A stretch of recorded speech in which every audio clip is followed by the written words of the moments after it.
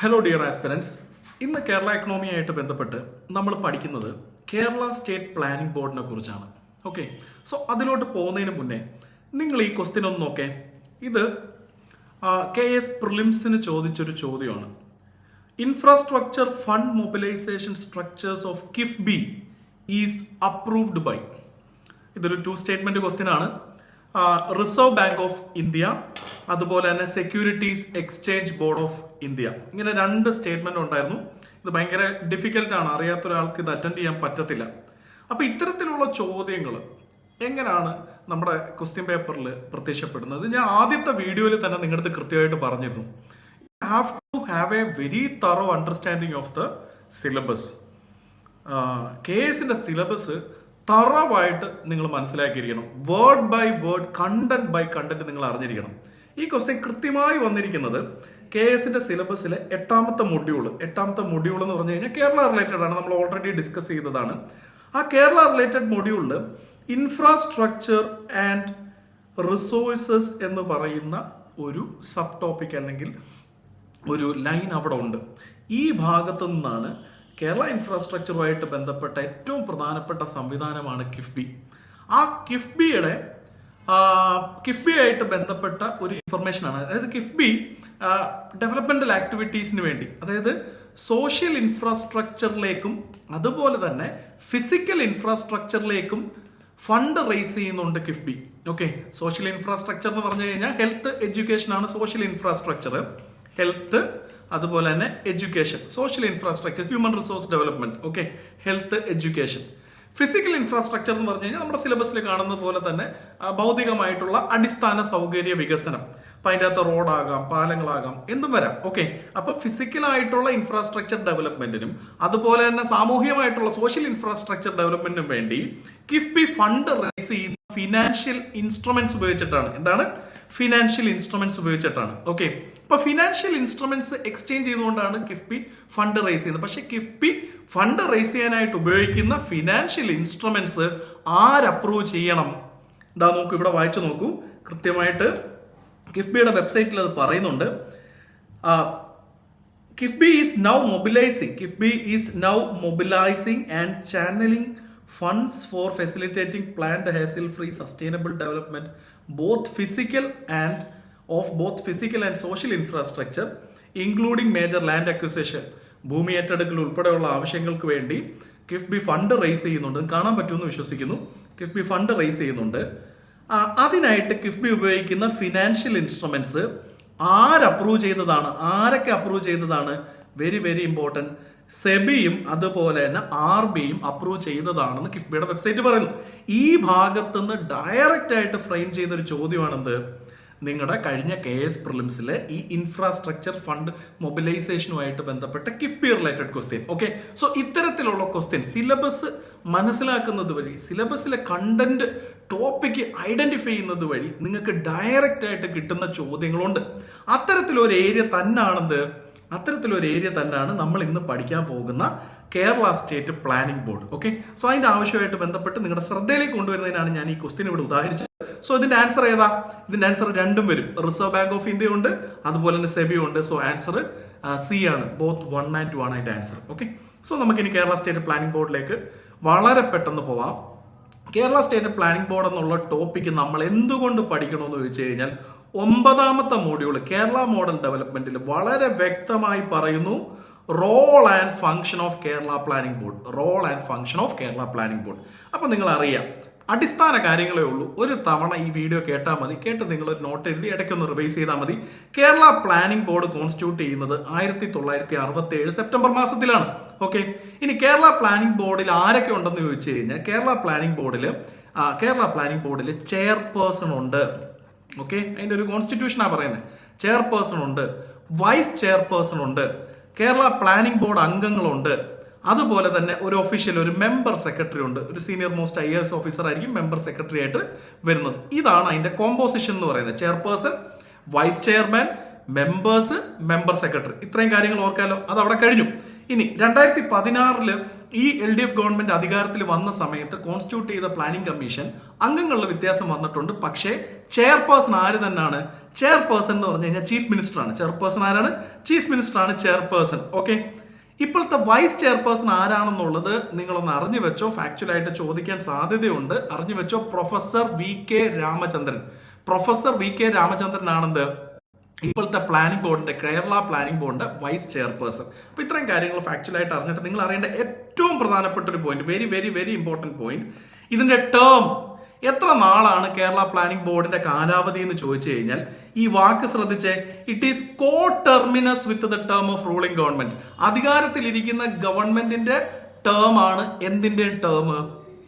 Planning ബോർഡിന്റെ, കേരള ആസൂത്രണ കമ്മീഷന്റെ ടേം ചോദിച്ചു കഴിഞ്ഞാൽ ഈ ഒരു ഗവൺമെന്റ് എത്ര കാലം അധികാരത്തിലുണ്ടോ അത്രയും കാലം കേരള പ്ലാനിംഗ് ബോർഡ്, ആ ഗവൺമെന്റ് നിയമിച്ച കേരള പ്ലാനിംഗ് ബോർഡ് അധികാരത്തിൽ കാണും. സോ അതുകൊണ്ടാണ് കോ ടെർമിനസ് എന്നുള്ള വാക്ക് ഉപയോഗിച്ചിരിക്കുന്നത്. ഇനി ഏറ്റവും പ്രധാനപ്പെട്ട കാര്യം, നമ്മുടെ സിലബസിൽ തന്നെ കിടക്കുന്ന കാര്യമാണ് roles and functions of Kerala state planning board. Kerala state planning ബോർഡിന്റെ പ്രധാനപ്പെട്ട കടമകളും നിർവഹണ മേഖലകളും എന്താണെന്ന് ചോദിച്ചു കഴിഞ്ഞാൽ, കർത്തവ്യങ്ങൾ എന്തൊക്കെയാണെന്ന് ചോദിച്ചു കഴിഞ്ഞാൽ, അപ്പോൾ ഇപ്പോഴും നിങ്ങൾക്കറിയാം കേരളത്തിൽ 5 ഇയർ പ്ലാൻസ് തുടരുന്നുണ്ട് അല്ലെ. പഞ്ചവത്സര പദ്ധതി തന്നെയാണ് നമ്മൾ ആവിഷ്കരിച്ച് മുന്നോട്ട് കൊണ്ടുപോകുന്നത്, പ്ലസ് ആനുവൽ പ്ലാൻസും ഉണ്ട്. ഈ 5 ഇയർ പ്ലാൻസും ആനുവൽ പ്ലാൻസും, കേരളത്തിന്റെ 5 ഇയർ പ്ലാൻസും ആനുവൽ പ്ലാൻസും ഫോർമുലേറ്റ് ചെയ്യുന്നത് കേരള സ്റ്റേറ്റ് പ്ലാനിംഗ് ബോർഡാണ്. പിന്നെ ഏറ്റവും പ്രധാനപ്പെട്ടത് ആനുവൽ എക്കണോമിക് റിവ്യൂ, അതായത് ബഡ്ജറ്റ് പ്രസന്റ് ചെയ്യുമ്പോൾ അതിനൊപ്പം തന്നെ കേരള ലെജിസ്ലേച്ചർ സബ്മിറ്റ് ചെയ്യേണ്ട ഒരു കാര്യമാണ് എക്കണോമിക് റിവ്യൂ. ഈ എക്കണോമിക് റിവ്യൂ പബ്ലിഷ് ചെയ്യുന്നത് കേരള സ്റ്റേറ്റ് പ്ലാനിംഗ് ബോർഡാണ്. പിന്നെ അനുബന്ധമായിട്ടുള്ള കാര്യങ്ങൾ നിങ്ങളൊന്ന് അറിഞ്ഞിരിക്കുക. Monitoring plan implementation through management information system, ഒരു MIS സിസ്റ്റം ഇൻ പ്ലേസ് ആണ് കേരള സ്റ്റേറ്റ് പ്ലാനിംഗ് ബോർഡിന്. അതുവഴി ഈ പ്ലാൻ ഇംപ്ലിമെന്റേഷൻ ഇവർ സദാസമയം മോണിറ്റർ ചെയ്യുന്നുണ്ട്. ഇന്റർ ഡിപ്പാർട്ട്മെന്റൽ കോർഡിനേഷൻ, അതുപോലെ തന്നെ ഇതിന്റെ ഡീസെൻട്രലൈസേഷൻ സെല്ലുമായിട്ട് ബന്ധപ്പെട്ട അതിന്റെ ഓഫീസും കാര്യനിർവഹണവും, അതുപോലെ ഇതൊരു തിങ്ക് ടാങ്ക് ആണ്. നിങ്ങൾ അതിന്റെ മെമ്പേഴ്സ് നോക്കിയാൽ മതി. സന്തോഷ് ജോർജ് കുളങ്ങരയൊക്കെ ഇപ്പൊ എന്തിന്റെ ഭാഗമാണ്? കേരള സ്റ്റേറ്റ് പ്ലാനിംഗ് ബോർഡിന്റെ ഭാഗമാണ്. മെമ്പേഴ്സിൽ മിനിസ്റ്റേഴ്സും ഉണ്ട്, നോൺ മിനിസ്റ്റേഴ്സും ഉണ്ട്. സന്തോഷ് ജോർജ് കുളങ്ങരയൊക്കെ നോൺ മിനിസ്റ്റർ കാറ്റഗറിയിൽ പെടുന്ന ഒരു എക്സ്പേർട്ടാണ്. ഓക്കെ, അപ്പൊ അത്ര അറിഞ്ഞിരിക്കുക. പിന്നെ ഓർക്കേണ്ട കാര്യം എന്ന് വെച്ച് കഴിഞ്ഞാൽ ഇതാണ് പ്രധാനപ്പെട്ട ഫംഗ്ഷൻസ്. നമുക്കൊരു ക്വസ്റ്റ്യൻ ചെയ്യാം. ഡിഗ്രി ലെവൽ മെയിൻസിന് ചോദിച്ചിട്ടുള്ള ക്വസ്റ്റ്യൻ, 2 ക്വസ്റ്റ്യൻസ് ഞാൻ ഇതിൽ ഉൾപ്പെടുത്തിയിട്ടുണ്ട്. അത് ചെയ്യുമ്പോൾ നിങ്ങൾക്ക് മനസ്സിലായി ഈ ഭാഗത്ത് നിന്ന് എങ്ങനെ ചോദ്യങ്ങൾ വരും എന്നുള്ള കാര്യം. ഓക്കെ, അടുത്തത് ഇതിന്റെ ഒരു അഡ്മിനിസ്ട്രേറ്റീവ് സ്ട്രക്ചർ നോക്കുകയാണെങ്കിൽ ഇതിന് 7 ടെക്നിക്കൽ ഡിവിഷൻസ് ഉണ്ട്. 7 ടെക്നിക്കൽ ഡിവിഷൻസ് ഉണ്ട്. Agricultural division, decentralised planning, evaluation division, industry and infrastructure, perspective planning, അതുപോലെ തന്നെ plan coordination division, social service division. Okay, ഇതിലെ അഗ്രികൾച്ചർ ഡിവിഷൻ മാത്രം നിങ്ങൾ കൃത്യമായിട്ടൊന്ന് അറിയണം. കാരണം അഗ്രികൾച്ചർ ഡിവിഷന്റെ ഇനിഷ്യേറ്റീവ്സ് മുൻപ് ക്വസ്റ്റ്യൻ ആയിട്ട് വന്നിട്ടുണ്ട്. മാത്രമല്ല കേരള അഗ്രികൾച്ചർ എന്ന് പറയുന്ന ഒരു പോർഷൻ നമ്മുടെ സിലബസിൽ ഇന്റഗ്രേറ്റഡ് ആയതുകൊണ്ട് തന്നെ കേരള ആസൂത്രണ കമ്മീഷനുമായിട്ട് ബന്ധപ്പെട്ട അഗ്രികൾച്ചർ ഡിവിഷന്റെ ഫംഗ്ഷൻസ് നിങ്ങളൊന്ന് അറിഞ്ഞിരിക്കണം, അല്ലെ ഇനിഷ്യേറ്റീവ്സ് നിങ്ങളൊന്ന് അറിഞ്ഞിരിക്കണം. കേരളത്തിലെ മേജർ ആൻഡ് മീഡിയം ഇറിഗേഷൻ പദ്ധതികൾ, അതിന്റെ ഓൺഗോയിങ് പദ്ധതികളുടെ ഒരു ടെക്നിക്കൽ കമ്മിറ്റി എന്ന നിലയ്ക്ക് ഈ അഗ്രികൾച്ചർ ഡിവിഷൻ ഫംഗ്ഷൻ ചെയ്യുന്നുണ്ട്. പിന്നെ അതുപോലെ തന്നെ പോസ്റ്റ് ഫ്ലഡ് കുട്ടനാട് അല്ലേ, അതായത് കുട്ടനാട് നേരിടുന്ന ഏറ്റവും പ്രധാനപ്പെട്ട ഒരു പ്രശ്നമാണ് വെള്ളക്കെട്ട്, അല്ലെങ്കിൽ 2018 വെള്ളപ്പൊക്കത്തിന് ശേഷമുള്ള കുട്ടനാടിന്റെ ഒരു സ്പെഷ്യൽ പാക്കേജ് ഹാൻഡിൽ ചെയ്യുന്നത് ഈ അഗ്രികൾച്ചർ ഡിവിഷനാണ്. It's a key initiative. Okay, ഇതൊക്കെ ആസച്ച് തന്നെ ചോദിക്കും. താഴെ തന്നിട്ടുള്ളവയിൽ അഗ്രികൾച്ചർ ഡിവിഷന്റെ കീ ഇനിഷ്യേറ്റീവ്സ് ഏതൊക്കെയാണ്? അപ്പം ഓർത്തിരിക്കുക, ongoing major and medium irrigation projects, special package for post flood Kuttanad. ഇത് ഏറ്റവും ഇമ്പോർട്ടന്റ് ആണ്. Workshop on human animal interface in Kerala അല്ലെ. ഈ മാൻ അനിമൽ കോൺഫ്ലിക്റ്റ് എന്ന് പറയുന്നത് പോലെ തന്നെ ഹ്യൂമൻ അനിമൽ ഇന്റർഫേസ്, ആ ഒരു വിഷയത്തിൽ വർക്ക്ഷോപ്പുകൾ കൈകാര്യം ചെയ്യുക അല്ലെ നടത്തുക എന്നുള്ളത് ഈ അഗ്രികൾച്ചർ ഡിവിഷന്റെ ഒരു കീ ഇനിഷ്യേറ്റീവ് ആണ്. കൃഷിയിലുള്ള ഇന്നവേഷൻസ്, ഇന്റഗ്രേറ്റഡ് ഫാമിംഗ് സിസ്റ്റത്തിനെ കുറിച്ചുള്ള പഠനം, അതുപോലെ തന്നെ enhancing viability of coconut holdings, new extension in agriculture, vegetable development initiative അതിന്റെ മോണിറ്ററിംഗും അസസ്മെന്റും, soil mapping in all panchayats, very very important. Okay, എല്ലാ പഞ്ചായത്തിലെയും മണ്ണ് മാപ്പ് ചെയ്യുന്ന ഒരു ഇനിഷ്യേറ്റീവ് കേരള പ്ലാനിംഗ് കമ്മീഷന്റെ അഗ്രികൾച്ചർ ഡിവിഷൻ തുടങ്ങിയിട്ടുണ്ട്. സോ അത് വളരെ ഇമ്പോർട്ടന്റ് ആണ്. It was a previous year question. Okay, and agro ecological planning and zonation. അപ്പോൾ അന്ന് അറിഞ്ഞിരിക്കുക, ദീസ് ആർ ഫാക്ട്സ് ഉള്ളി. പക്ഷേ നിങ്ങൾക്ക് കേൾക്കുമ്പോൾ അഗ്രികൾച്ചർ ഡിവിഷന്റെ ഇനിഷ്യേറ്റീവ്സ് ഏതാണെന്ന് നിങ്ങൾക്ക് ഒന്ന് ഐഡന്റിഫൈ ചെയ്യാൻ പറ്റണം. അത് ക്വസ്റ്റ്യൻ കാണുമ്പോൾ നിങ്ങൾക്ക് മനസ്സിലാവും. ഓക്കെ. പിന്നെ ആനുവൽ എക്കണോമിക് റിവ്യൂ ആയിട്ട് ബന്ധപ്പെട്ട് കുറച്ച് കാര്യങ്ങൾ ഞാൻ പറയാം. പ്ലാനിംഗ് കമ്മീഷൻ വന്ന ശേഷം അല്ല നമ്മുടെ കേരള സംസ്ഥാനത്തിൽ ആനുവൽ എക്കണോമിക് റിവ്യൂ പബ്ലിഷ് ചെയ്ത് തുടങ്ങിയത്. ഫസ്റ്റ് എക്കണോമിക് റിവ്യൂ പബ്ലിഷ് ചെയ്തത് 1959 നമുക്കറിയാം 67 മാത്രമാണ് ആസൂത്രണ കമ്മീഷൻ വന്നത്. അപ്പം 59 ഈ ആനുവൽ എക്കണോമിക് റിവ്യൂ ആര് പബ്ലിഷ് ചെയ്തു എന്ന് ചോദിച്ചു കഴിഞ്ഞാൽ ബ്യൂറോ ഓഫ് എക്കണോമിക് സ്റ്റഡീസ് ആണ് അത് പബ്ലിഷ് ചെയ്തത്. ഓക്കെ, എന്നാൽ ആസൂത്രണ ബോർഡ് കോൺസ്റ്റിറ്റ്യൂട്ട് ചെയ്ത ശേഷം എക്കണോമിക് റിവ്യൂ ഇന്ന് പബ്ലിഷ് ചെയ്യുന്നത് ആരാണ്? ആസൂത്രണ ബോർഡ് തന്നെയാണ്. കേരള ആസൂത്രണ ബോർഡാണ് അത് പബ്ലിഷ് ചെയ്യുന്നത്. ആ ഒരു സാധനം ഒരു ഇൻഫർമേഷൻ ആയിട്ടൊന്ന് ഓർത്തിരിക്കുക. പിന്നെ ഓർത്തിരിക്കേണ്ട കാര്യം എന്ന് വെച്ച് കഴിഞ്ഞാൽ ഇതിൻ്റെ ഇത്രയേ ഉള്ളൂ. ഇത്രയും കാര്യങ്ങൾ നിങ്ങൾ ഈ കേരള ആസൂത്രണ ബോർഡുമായിട്ട് ബന്ധപ്പെട്ട് ഓർത്താൽ മതി. ഇനി നിങ്ങൾ ഈ സ്ക്രീൻ ഒന്ന് പോസ് ചെയ്തിട്ട് നിങ്ങൾക്ക് ഈ ക്വസ്റ്റ്യൻ സോൾവ് ചെയ്യാൻ പറ്റുമോ എന്നൊന്ന് ട്രൈ ചെയ്യുക, ഒന്ന് അറ്റംപ്റ്റ് ചെയ്യാം. ഓക്കെ, ഫസ്റ്റ് ക്വസ്റ്റ്യൻ ഇതെല്ലാം ഡിഗ്രി ലെവൽ മെയിൻസ് എക്സാമിന് ചോദിച്ച ചോദ്യമാണ്. കാരണം കേരള ഗവർണൻസിന്റെ ഭാഗമായിട്ട് പ്ലാനിംഗ് ബോർഡ് സിലബസിൽ ഉണ്ടായിരുന്നു. ഫസ്റ്റ് ക്വസ്റ്റ്യൻ നോക്കുക, 118/2022 എന്ന് പറയുന്ന ക്വസ്റ്റ്യൻ കാറ്റഗറിയിലെ 25ാമത്തെ ക്വസ്റ്റ്യൻ ആണ്. State planning board is constituted to advise the state on development planning which among the following is അല്ലെങ്കിൽ are the functions of state planning board എന്നൊരു ചോദ്യം. ഇതൊരു 4 സ്റ്റേറ്റ്മെന്റ് ക്വസ്റ്റ്യൻ ആണ്. ഇപ്പോൾ ഈ ട്രെയിനിങ് കിട്ടിയ സ്ഥിതിക്ക് നിങ്ങൾക്ക് ഈസി ആയിട്ട് സോൾവ് ചെയ്യാം. എപ്പോഴും ഇത്തരം ക്വസ്റ്റ്യൻസ് സോൾവ് ചെയ്യുമ്പോൾ ABCD എന്നൊന്ന് നിങ്ങളുടെ വർക്ക്ഷീറ്റിൽ ഒന്ന് കാലിബ്രേറ്റ് ചെയ്യാം. ഫസ്റ്റ് സ്റ്റേറ്റ്മെന്റ് ശരിയാണോ? Formulating 5-year plans and annual plans നമ്മളിപ്പോൾ കണ്ടതേ ഉള്ളൂ അല്ലേ? അത് ശരിയാണ്. ഫസ്റ്റ് സ്റ്റേറ്റ്മെന്റ് ശരിയാണെങ്കിൽ നമുക്ക് ഏത് ഓപ്ഷൻ എലിമിനേറ്റ് ചെയ്യാം?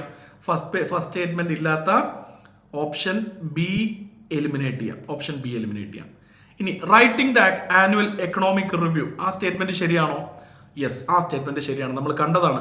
59 സ്റ്റേറ്റ് പ്ലാനിംഗ് ബോർഡ് ഇല്ലായിരുന്നുവെങ്കിൽ പോലും എന്നാണോ സ്റ്റേറ്റ് പ്ലാനിംഗ് ബോർഡ് നിലവിൽ വന്നത് അന്ന് മുതൽ ഇന്ന് വരെയും ആനുവൽ എക്കണോമിക് റിവ്യൂ പബ്ലിഷ് എഴുതുന്നത് ആരാണ്? സ്റ്റേറ്റ് പ്ലാനിംഗ് ബോർഡാണ്. സോ സെക്കൻഡ് സ്റ്റേറ്റ്മെന്റ് ശരിയാണ്. സെക്കൻഡ് സ്റ്റേറ്റ്മെന്റ് ശരിയാണ് എങ്കിൽ നമുക്ക് എന്തെങ്കിലും എലിമിനേറ്റ് ചെയ്യാനുണ്ടോ? ഇല്ല, എല്ലാ സ്റ്റേറ്റ്മെന്റിലും എന്തുണ്ട്? സെക്കൻഡ് സ്റ്റേറ്റ്മെന്റ് ഉണ്ട്. ഇനി തേർഡ് സ്റ്റേറ്റ്മെന്റ് നോക്കേ, fostering cooperative federalism through structured support initiatives. Cooperative federalism ഇത് നീതി ആയോഗിന്റെ ഒബ്ജക്റ്റീവാണ്. Cooperative federalism through structured support initiatives. ഇത് കേരള സ്റ്റേറ്റ് പ്ലാനിംഗ് ബോർഡുമായിട്ട് ബന്ധമില്ല. Kerala state planning board is actually confined mainly to the affairs of Kerala, എന്താ പറയണ്ടേ, കേരള സ്റ്റേറ്റ് ഗവൺമെന്റ് അല്ലെങ്കിൽ കേരള സ്റ്റേറ്റ്. ഓക്കെ, അപ്പം അങ്ങനെ ഒരു ഫംഗ്ഷൻ കേരള സ്റ്റേറ്റ് പ്ലാനിംഗ് ബോർഡിനില്ല. കോഓപ്പറേറ്റീവ് ഫെഡറലിസത്തെ ഫോസ്റ്റർ ചെയ്യുക, അതിനെ ഉത്തേജിപ്പിക്കുക എന്നുള്ള ഒരു ഫംഗ്ഷൻ ഒന്നും ആർക്കില്ല? കേരള സ്റ്റേറ്റ് പ്ലാനിംഗ് ബോർഡിനില്ല. നമ്മൾ കണ്ടതുമില്ല അല്ലേ? അപ്പൊ തേർഡ് സ്റ്റേറ്റ്മെന്റ് നമുക്ക് എലിമിനേറ്റ് ചെയ്യാം. തേർഡ് സ്റ്റേറ്റ് എലിമിനേറ്റ് ചെയ്യുമ്പോൾ ഏതൊക്കെ ഓപ്ഷൻ പോവും? തേർഡ് സ്റ്റേറ്റ്മെന്റ് എലിമിനേറ്റ് ചെയ്യുമ്പോൾ ഓപ്ഷൻ എ പോവും അല്ലേ? ഓപ്ഷൻ എ പോവും. അതുപോലെ തന്നെ ഓപ്ഷൻ ഡിയും പോവും. ഓട്ടോമാറ്റിക്കലി നമുക്ക് ആൻസർ കിട്ടി. ആൻസർ സി ആണ്. 1, 2 and 4. ഓപ്ഷൻ സി 1, 2 and 4 ആണ് ആൻസർ. ഓപ്ഷൻ സി 1, 2 and 4 ആണ് ആൻസർ. അപ്പൊ ഫോർത്ത് സ്റ്റേറ്റ്മെന്റ് ഒന്ന് വായിച്ചേ. Inter departmental coordination with respect to plan schemes നമ്മുടെ പ്ലാനിങ്ങുമായിട്ട് ബന്ധപ്പെട്ടുള്ള ഇന്റർ ഡിപ്പാർട്ട്മെന്റൽ കോർഡിനേഷൻ ഇത് കേരള സ്റ്റേറ്റ് പ്ലാനിംഗ് ബോർഡ് ചെയ്യുന്ന ഒരു കാര്യമാണ്. സോ ഇതിന്റെ ആൻസർ സി ആണ്. ഓക്കെ, അടുത്ത ക്വസ്റ്റ്യൻ 128/2022. ഓക്കെ, 2022 ചോദിച്ച മറ്റൊരു മെയിൻസ് ക്വസ്റ്റ്യൻ ആണ്. ശ്രദ്ധിക്കാം. വിച്ച് ഈസ് നോട്ട്, കീവേഡ് ശ്രദ്ധിക്കണം, the key initiative of agriculture division of Kerala state planning board. Kerala state planning ബോർഡിന് 7 ടെക്നിക്കൽ ഡിവിഷൻ ഉണ്ട്. അതിൽ ഏറ്റവും പ്രധാനപ്പെട്ടതാണ് ഏത്? Agriculture division. അതിന്റെ കീ ഇനിഷ്യേറ്റീവ് അല്ലാത്തത് ഏതെന്നാണ് ചോദ്യം. അതിന്റെ കീ ഇനിഷ്യേറ്റീവ് അല്ലാത്തത് ഏതെന്നാണ് ചോദ്യം. നിങ്ങൾക്ക് വായിച്ച് ഞാൻ ആൻസറിൽ എത്താൻ പറ്റുമോ നോക്കണം. ഇങ്ങനെയുള്ള ക്വസ്റ്റ്യൻസ് വരികയാണെങ്കിൽ ഈവൻ ദോ നിങ്ങൾ പ്രിപ്പയർ ചെയ്തിട്ടും നിങ്ങൾക്ക് ആ സച്ച് പെർസെ ഇൻഫർമേഷൻ ഇല്ലെങ്കിലും നിങ്ങൾക്ക് ഒരു ഇൻഫോംഡ് ചോയ്സ് എടുക്കാൻ പറ്റും ഇത്തരം ചോദ്യങ്ങൾ. നിങ്ങൾ നോക്ക്, കൃഷിയായിട്ട് ബന്ധപ്പെട്ട് ഹ്യൂമൻ ആനിമൽ ഇന്റർഫേസ്. നമുക്കറിയാം ഇന്ന് നമ്മുടെ കേരളത്തിലെ മലയോര കർഷകർ നേരിടുന്ന ഏറ്റവും വലിയൊരു പ്രശ്നമാണ് വന്യജീവി ആക്രമണം. ആ നിലയ്ക്ക് കേരളത്തിലെ ആസൂത്രണ കമ്മീഷൻ വർക്ക്ഷോപ്സ് കണ്ടക്ട് ചെയ്യുന്നുണ്ട് ഹ്യൂമൻ ആനിമൽ ഇന്റർഫേസുമായിട്ട് ബന്ധപ്പെട്ട്. So it is part of or it has to do with agriculture അല്ലേ? നമ്മൾ ഇൻ കേസ് നിങ്ങളത് വായിച്ചിട്ടില്ലെങ്കിൽ ഇതെങ്ങനെ സോൾവ് ചെയ്യുന്നുള്ളതാണ് ഞാൻ പറയുന്നത്. അപ്പം ഓപ്ഷൻ എ നോട്ടല്ല, ഈസ് എ ഫംഗ്ഷൻ ഓഫ് അല്ലെങ്കിൽ is a key initiative of ആണ്. അപ്പം അതെന്ത് ചെയ്യണം? അത് നമുക്ക് എന്ത് ചെയ്യാം? അത് നമുക്ക് എലിമിനേറ്റ് ചെയ്യാം. കാരണം എന്താണ്? അത് ഉറപ്പായിട്ടും അഗ്രികൾച്ചർ ഡിവിഷന്റെ ഒരു ഇനിഷ്യേറ്റീവ് ആണ്. ഇനി multi institutional study on enhancing viability of coconut holdings. Coconut എന്താണ് ഒരു അഗ്രികൾച്ചറൽ കമോഡിറ്റി, ഒരു ക്രോപ്പാണ്, അല്ലെങ്കിൽ ഒരു കൃഷിയായിട്ട് ബന്ധപ്പെട്ട ഒരു വിളയാണ് അല്ലേ? തീർച്ചയായിട്ടും അഗ്രികൾച്ചർ ഡിവിഷൻ നിങ്ങൾ കോമൺ സെൻസ് ചിന്തിച്ചു കഴിഞ്ഞാൽ അതും എന്തിൻ്റെ ഒരു ഇനിഷ്യേറ്റീവ് ആകാം, ഈ പറയുന്ന അഗ്രികൾച്ചർ ഡിവിഷന്റെ ഇനിഷ്യേറ്റീവ് ആവാം. സോ അതും നമ്മളിവിടെ എലിമിനേറ്റ് ചെയ്തു. കാരണം അല്ലാത്തത് ഏതെന്നാണ് ചോദ്യം. Soil mapping in all panchayats അല്ലെ, മണ്ണിന്റെ ഫെർട്ടിലിറ്റി അറിയുന്നതിന് വേണ്ടി ഓരോ പഞ്ചായത്തിനെയും കേന്ദ്രീകരിച്ചുകൊണ്ട് എല്ലാ പഞ്ചായത്തിലെയും സോയിൽ മാപ്പിംഗ് നടത്തുക. അത് കൃഷിയായിട്ട് ബന്ധപ്പെട്ട് അറിഞ്ഞിരിക്കേണ്ട ഒരു ഡേറ്റയാണ്, ഇൻഫർമേഷനാണ്. ആ ഡേറ്റാ ബേസ് ബിൽഡ് ചെയ്യുന്നുണ്ട് ആസ് ആൻ ഇനിഷ്യേറ്റീവ് ആര്, ഈ പറയുന്ന agriculture division under Kerala state planning board. അത് യു ക്യാൻ റിലേറ്റ്, ഓക്കെ, അത് നമുക്ക് റിലേറ്റ് ചെയ്യാൻ പറ്റുന്ന ഒരു ഇൻഫർമേഷൻ ആണ്. സോ അതും നോട്ട് അല്ല, it is an initiative. Okay, so അത് നമ്മൾ എലിമിനേറ്റ് ചെയ്തു. ഇനി ആ ഓപ്ഷൻ നമുക്ക് ആൻസർ കിട്ടി, എന്താണ് അല്ലാത്തത് ഏതെന്നുള്ളതിന്റെ ആൻസർ കിട്ടി. അത് option D, water supply and sanitation ആണ്. ജലവിതരണം എന്ന് പറയുന്നത് ഇറിഗേഷൻ അല്ല പറഞ്ഞേക്കുന്നത്, തെറ്റിദ്ധരിക്കരുത്. ഇറിഗേഷൻ എന്ന് പറഞ്ഞാൽ ജലസേചനമാണ്, കൃഷി ആവശ്യങ്ങൾക്കും മറ്റാവശ്യങ്ങൾക്കുമുള്ള ജലസേചനത്തെയാണെന്ന് പറയുന്നത് ഇറിഗേഷൻ എന്ന് പറയുന്നത്. ഇത് വാട്ടർ സപ്ലൈ ആൻഡ് സാനിറ്റേഷൻ എന്ന് പറഞ്ഞു കഴിഞ്ഞാൽ കുടിവെള്ള വിതരണവുമായിട്ട് ബന്ധപ്പെട്ടും അല്ലെങ്കിൽ ഡൊമസ്റ്റിക് പർപ്പസിനുള്ള ജലവിതരണമാണ് ഇവിടെ ഉദ്ദേശിക്കുന്നത്. അതെന്തിന്റെ ഫംഗ്ഷനിൽ വരില്ല, അല്ലെ ഇനിഷ്യേറ്റീവ് ആയിരിക്കില്ല. അത് ഈ പറയുന്ന നമ്മുടെ അഗ്രികൾച്ചർ ഡിവിഷൻ്റെ ഇനിഷ്യേറ്റീവ് ആയിരിക്കില്ല. ഓക്കെ, സോ ഞാൻ പറഞ്ഞു വന്നതെന്ന് വെച്ച് കഴിഞ്ഞാൽ you have to actually go through the syllabus. അതിൻ്റെ ഒരു പ്രാധാന്യം പറയുന്നതിന് വേണ്ടിയാണ് നമ്മൾ ഇന്ന് ഈ ടോപ്പിക് എടുത്തത്. സോ എല്ലാവരും കൃത്യമായിട്ട് ഈ ടോപ്പിക്കിൽ പറഞ്ഞ കണ്ടന്റ് ഫോളോ ചെയ്തെന്ന് കരുതുന്നു. അപ്പോൾ നമുക്ക് മറ്റൊരു ടോപ്പിക്കുമായിട്ട് അടുത്ത വീഡിയോയിൽ കാണാം.